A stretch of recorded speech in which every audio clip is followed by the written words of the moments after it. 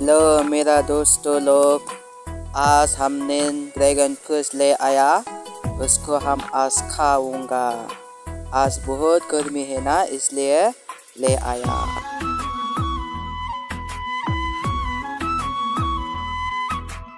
ये देखो भाई लोग,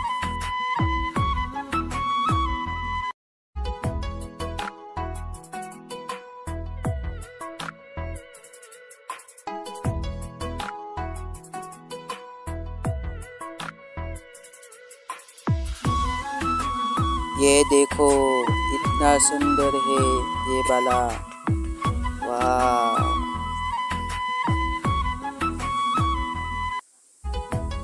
और ये वाला जूस है, जूस को भी हम खा पी लूँगी। हमने ले आया ना अभी से। वो हमारी बहन ने काट लिया और काटने के बाद खाऊंगा। कैसा लगा मेरा दोस्त लोग, भाई लोग? अच्छा लगा ना उसको?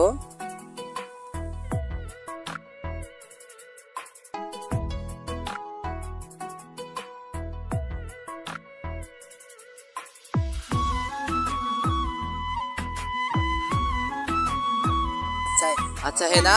वाह, वो भी खा लिया। कैसा लगा? वाह, हम भी खाऊंगा।